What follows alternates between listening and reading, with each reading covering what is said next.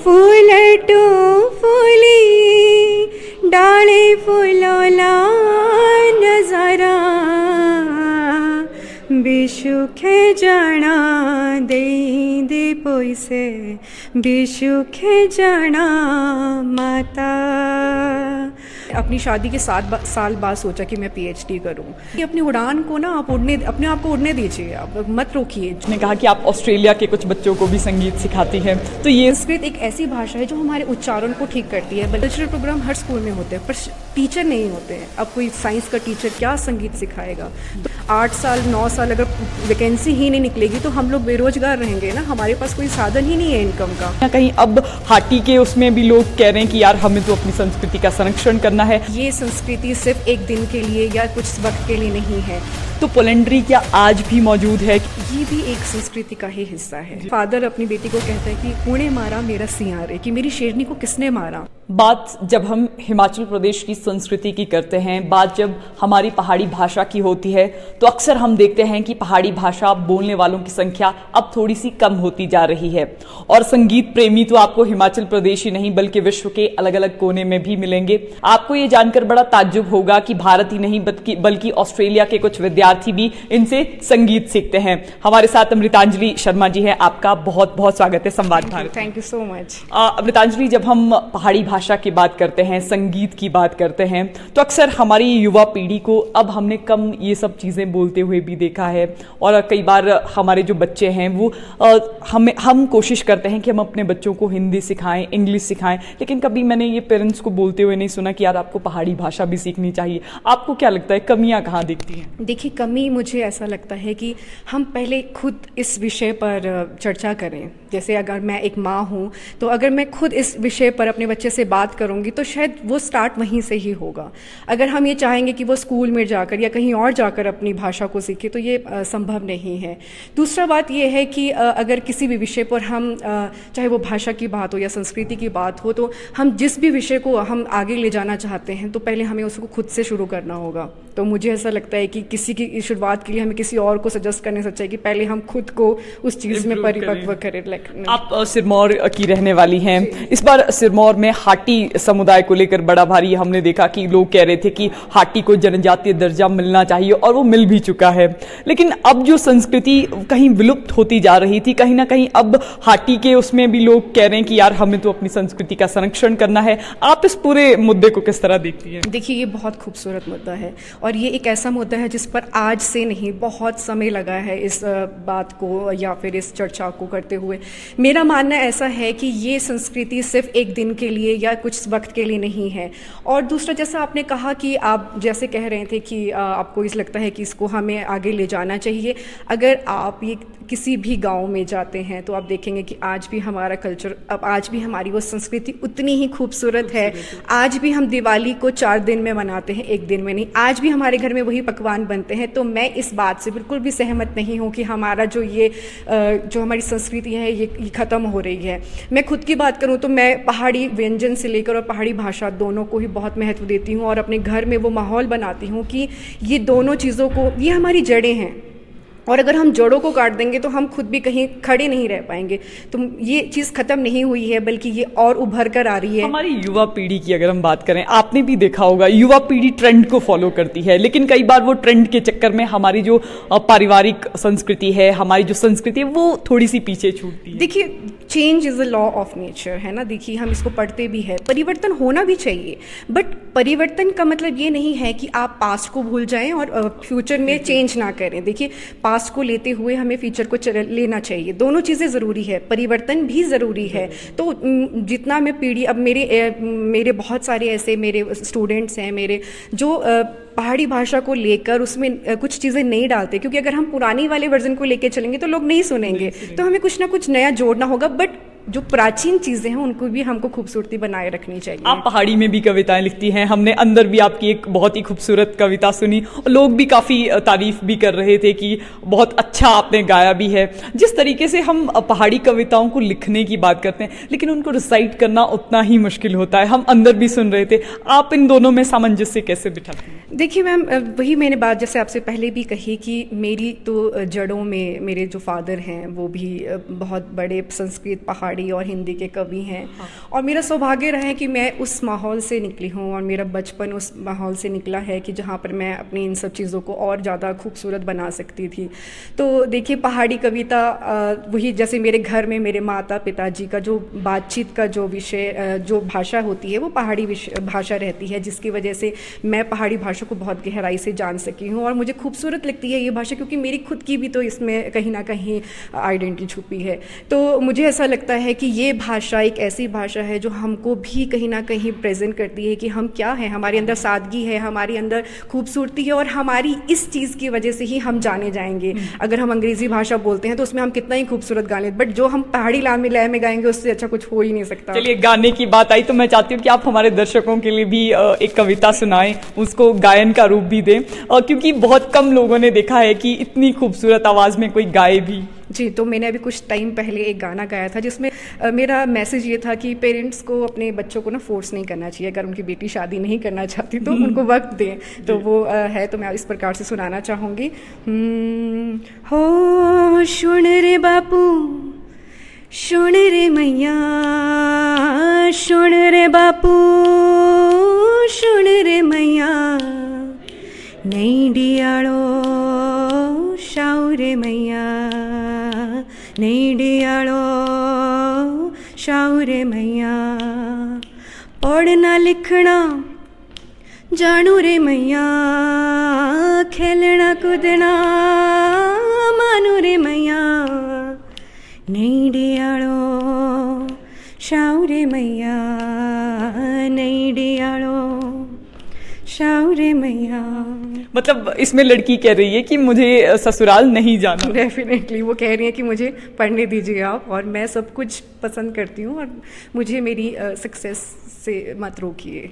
अब आपने इसका पहाड़ी में अनुवाद भी कर लिया, लेकिन जैसे जैसे आपने कहा कि हम माता पिता को कई बार सुनते हैं कि वो बच्चों को फोर्स करते हैं कि आपको शादी करनी है, लेकिन और भी चीज़ें हमारे समाज में है। जिस तरह अगर हम सिरमौर एरिया की ही बात करें तो पोलेंड्री क्या आज भी मौजूद है? क्योंकि जब हम एक तरफ कविताओं की बात करते हैं, दूसरी तरफ संस्कृति की बात करते हैं, तो रीति रिवाज भी आते हैं।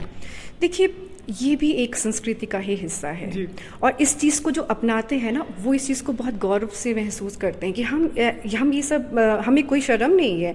और देखिए, वही वाली बात आ जाती है कि ग्रंथों में भी ना हम किसी भी देवता जी को उठाएंगे तो ये सब चीज़ें बहुत पुरानी हैं, ऐसा नहीं है कि ये अभी की है। और इस चीज़ से रिश्तों की गहराई बनी रहती थी और रिश्तों की खूबसूरती बनी रहती थी। बंटवारे नहीं होते थे, परिवार बंटते नहीं थे, तो कोई ना कोई कारण तो रहते ही है, ऐसे कोई नहीं चीज़ें चलती हैं। और मैं इस चीज़ बहुत प्राउड फील करती हूँ कि हम ऐसे कल्चर से हैं जहाँ पर आज भी रिश्तों को महत्व दिया जाता है, ज़मीन ज़्यादा से ज़्यादा। अच्छा, ये तो रही रिश्तों की बात, ये तो रही हमारी संस्कृति की बात, लेकिन ये बताइए ज़रा, जिस तरह हम वर्तमान समय में कल्चर को लेकर बात करते हैं, संगीत को लेकर बात करते हैं, आपकी संगीत की तरफ रुचि कैसे हुई? देखिए, संगीत एक ऐसा है जो हमारी संगीत विषय की बात करें ना तो ये बचपन में बच्चे के रोने से शुरू हो जाता है और मृत्यु में जब हमारे घर में शोक सभा होती है वहाँ तक का सफ़र है। संगीत में अगर मैं अपनी रुचि की बात करूँ तो मेरे दादी दादाजी और मेरे मदर फादर जी, सब लोगों का हमारे मतलब घर में ही ऐसा एक माहौल था जिसमें हम इस चीज़ को, संस्कृत को, अपनी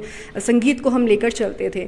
बट आज की बात करूँ तो संगीत मेरे लिए इसलिए इतना इम्पोर्टेंट है कि मैंने कई लोगों को, इवन मैं खुद आई वॉज इन डिप्रेशन बहुत टाइम कुछ चीज़ों की वजह से, तो मैंने अपने आप को संगीत की वजह से इस बीमारी से भी निकाला है। तो ये बहुत बड़ी बात है कि संगीत एक ऐसा विषय है जो आपको ना केवल डिप्रेशन, बहुत सारी ऐसी समस्या है कि वाइब्रेशन जो आपके माइंड में होती है वो आपको कई तरह से निकाल सकती है।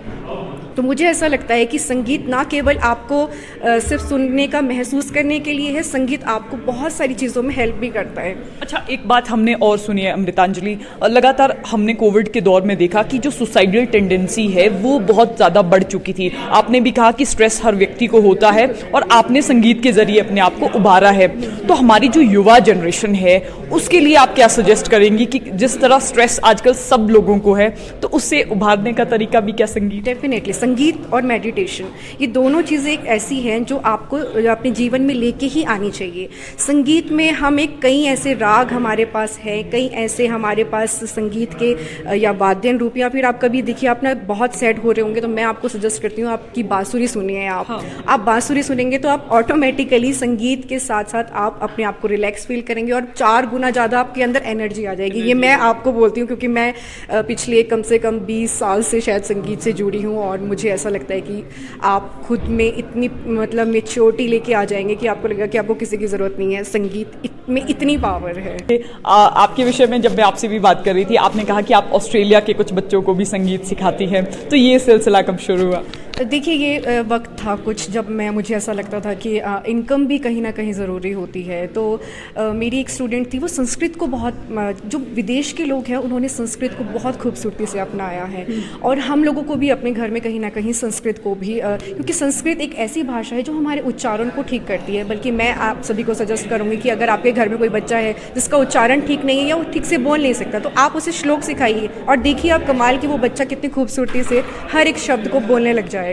तो जो बाहर का बच्चा है वो मुझसे संस्कृत में श्लोक सीखते हैं, और वो अब मैंने उनको शुरू किया है कि वो बेसिक जो हमारे संगीत है जिसमें अलंकार कहा जाता है वो शुरू करें। तो वो बहुत ही इंटरेस्ट के साथ सीख रहे हैं और वो बहुत खुश हैं कि मैं उन्हें अपना बेहतर दे पा रही हूँ। अच्छा, आप अंदर भी एक कविता गा भी रहे थे, अब मुझे उसके अंतरे तो याद नहीं है, लेकिन मैं चाहती हूँ कि आप हमारे दर्शकों के लिए वो कविता गाएं। ओके, तो ये वाली जो कविता है ये बिशु पर है, जो हमारे सिरमौर में मेले को कहा जाता है। तो मैं आपको सुनाती हूँ। फूली करो फूलटो फूली डाले फूलोला नजारा बिशुखे जाना दे पैसे बिशुखे जाना माता गले खे हारो मेरे ने आथी गले खे हारो ए लाना।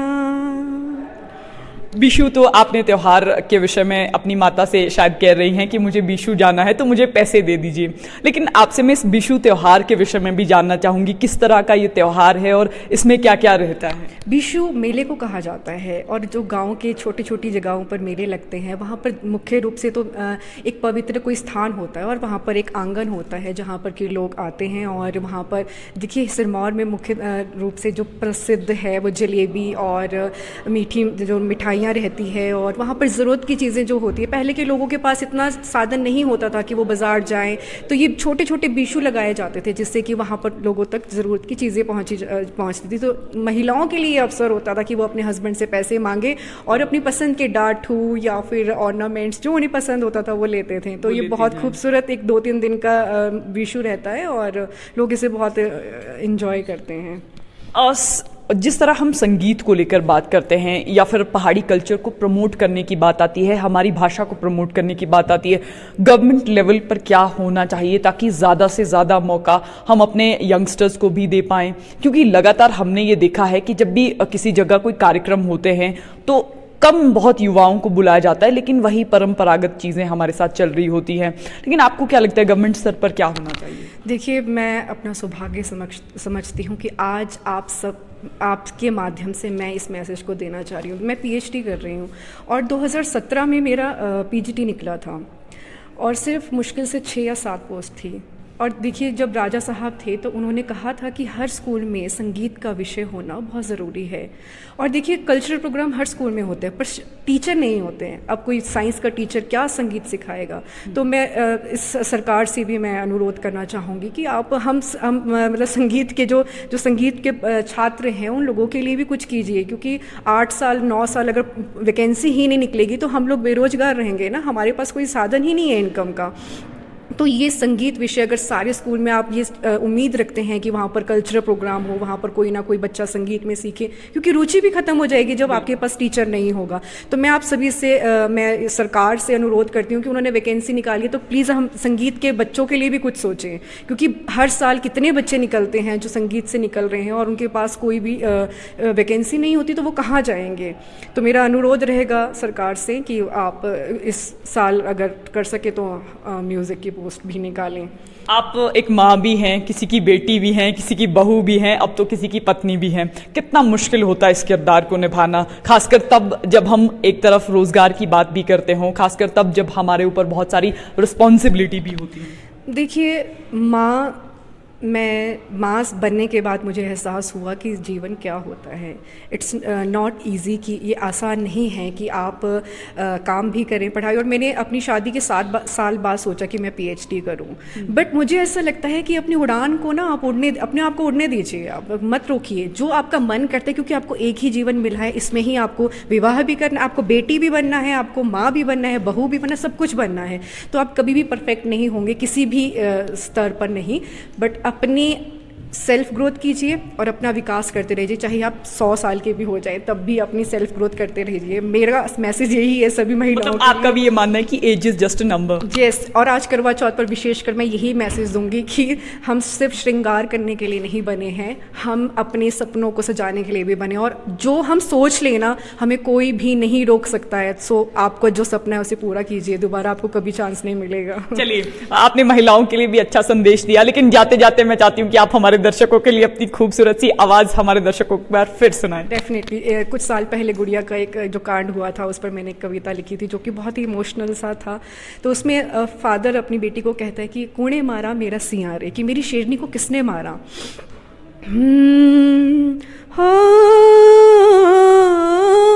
कूणे मारा मेरा सियां रे, कूणे मारा मेरा सियां रे, कूणे मारा मेरा सियां रे, कूणे मारा मेरा सियां रे। पढ़ना लिखना जानो थी, सी खेलना कूदना मानो थी, कूणे देखी त्यारी बाटो रे, कूणे मारा मेरा सियां रे, कूणे मारा मेरा सियां रे। आपका बहुत बहुत धन्यवाद। धन्यवाद जी, थैंक यू। आज हमारे साथ इस खास बातचीत में अमृतांजलि थे। आपको हम पहले ही बता चुके हैं कि संगीत में अमृतांजलि PhD कर रही हैं और साथ में ऑस्ट्रेलिया के कुछ बच्चों को भी संगीत सिखाते हैं। लेकिन इसके अलावा आपको हम बताएं कि सामाजिक सरोकारों की जब हम बात करते हैं, महिला सशक्तिकरण की बात करते हैं, अपनी पहाड़ी भाषा को प्रमोट करने की बात करते हैं, तो अमृतांजलि उसका एक सशक्त उदाहरण हो सकती हैं। तो फिलहाल संवाद भारत में अभी के लिए बस इतना ही। नमस्कार।